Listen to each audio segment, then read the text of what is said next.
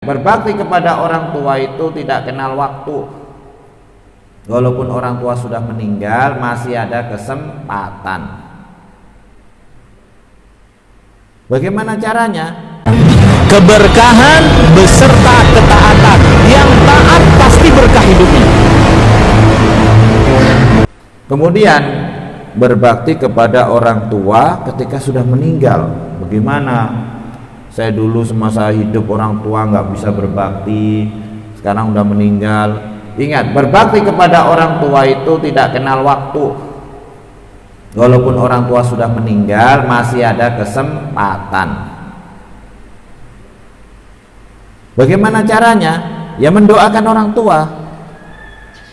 Di setiap sholat-sholat kita, di waktu-waktu yang mustajab, jangan lupa doakan orang tua.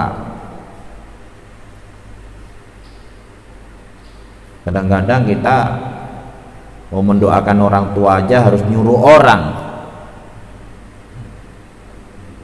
Kita sendiri kan bisa berdoa, apalagi doanya anak soleh. Rasulullah Shallallahu Alaihi Wasallam bersabda, "Idza mata ibnu Adam in qata'a min amalihi illa min salasin."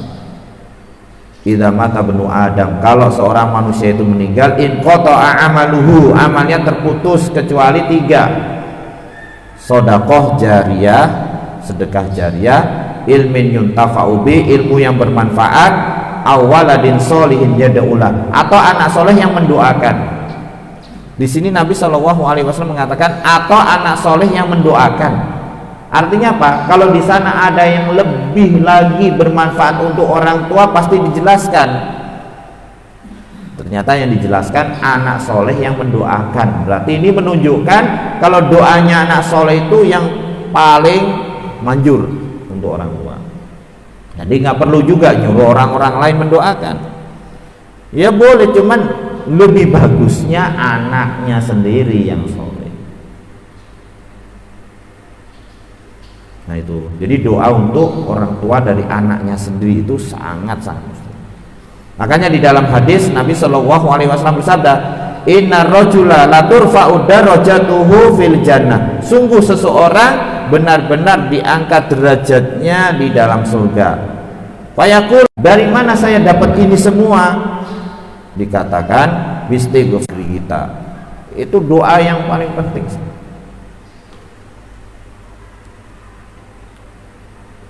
Terus kemudian apa yang kita lakukan? Menjadikan diri kita baik, itu juga menjadi pahala untuk orang tua.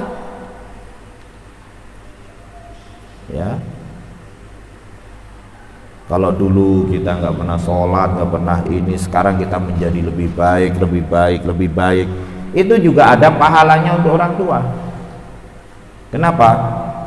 Karena orang tua itu mendapatkan kebaikan yang dilakukan oleh anaknya. Jadi anaknya misalnya beribadah, sholat, tanpa diniatkan pun orang tua juga dapat pahala anaknya.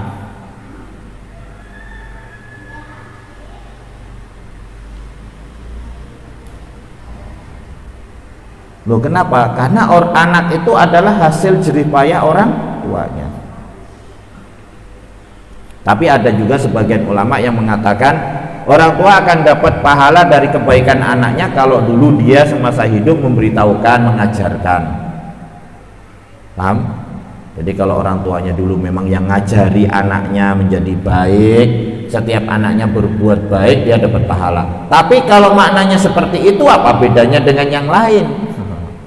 Mandala ala khairin falahu mislu ajri fa'ili. Barang siapa yang menunjukkan kepada kebaikan, dia mendapatkan pahala seperti pelakunya, kan? Itu sama aja dengan orang umum. Ini orang tua loh, pasti ada sesuatu yang istimewa, beda gitu loh. Makanya sebagian ulama seperti Syekh Al-Albani rahimahullah mengatakan orang tua selalu mendapatkan kebaikan ketika anaknya melakukan kebaikan. Tentu kalau orang tuanya yang musyrik ya enggak lah. Kalaupun dapat kebaikan, dia melakukan kesyirikan semasa hidupnya, gak diampuni oleh Allah misalnya, kan habis kebaikan juga, sama aja kan. Di secara otomatis Bisa juga memang secara khusus anak itu berniat dengan amal baiknya untuk pahala orang tua, bisa. Seperti sedekah, ya kan? Apalagi sedekah yang jariyah, yang pahalanya ngalir terus, bikin sumur, bikin masjid, beli mushaf ditaruh di masjid. Tapi kalau sekarang saya tidak menganjurkan loh beli mushaf ditaruh di masjid. Loh kenapa? Kadang-kadang di masjid itu mushaf nggak kesentuh. Orang lebih suka buka HP baca Quran. Di tempat saya aja di raknya itu berjejer mushaf baru nggak kesentuh.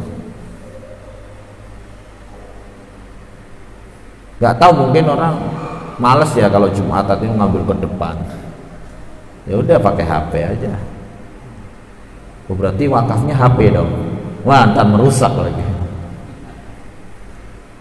Jadi intinya mana yang kelihatannya itu dimanfaatkan. Nggak mesti harus mushaf sih.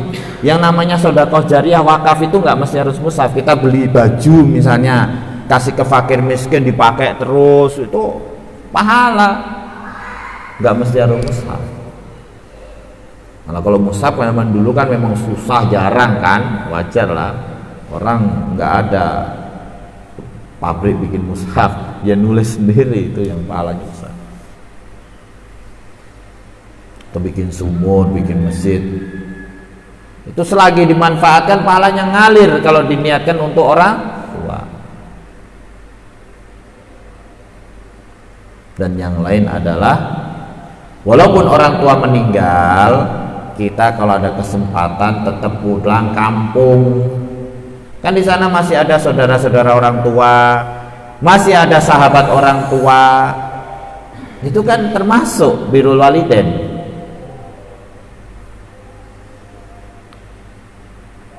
Abdullah ibnu Umar radhiyallahu anhuma pernah bertemu dengan seseorang di jalan menuju Mekah.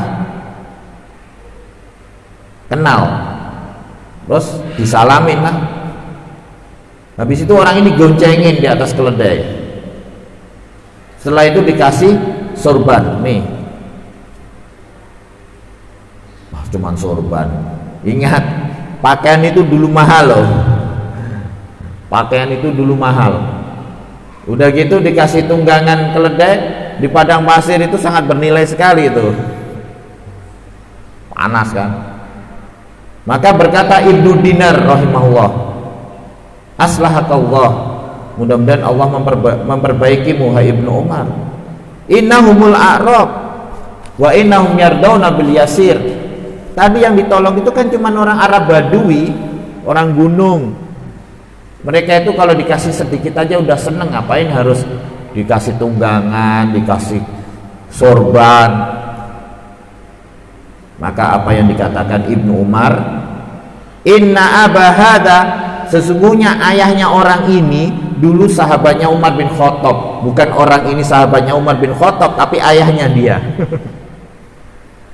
Bagaimana pula kalau itu memang sahabatnya Umar radhiyallahu anhu, pasti akan diperlakukan lebih.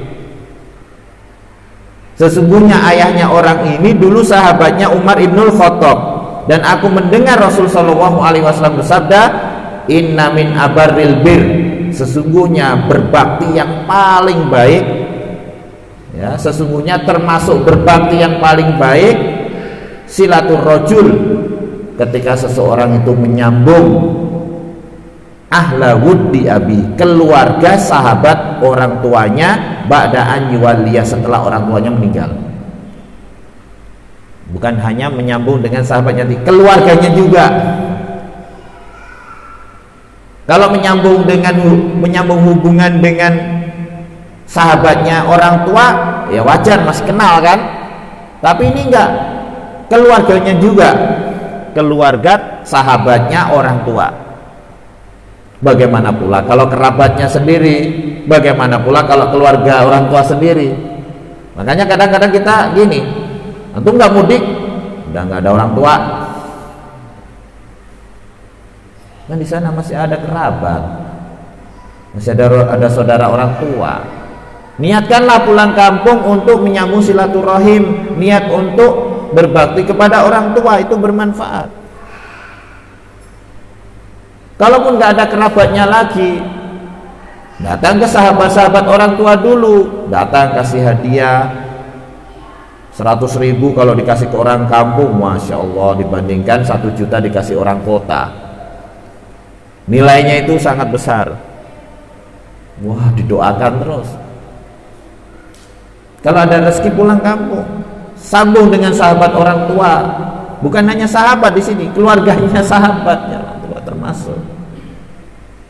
Jadi nggak ada istilahnya, udah meninggal orang tua, nggak usah pulang kampung lagi, ngapain?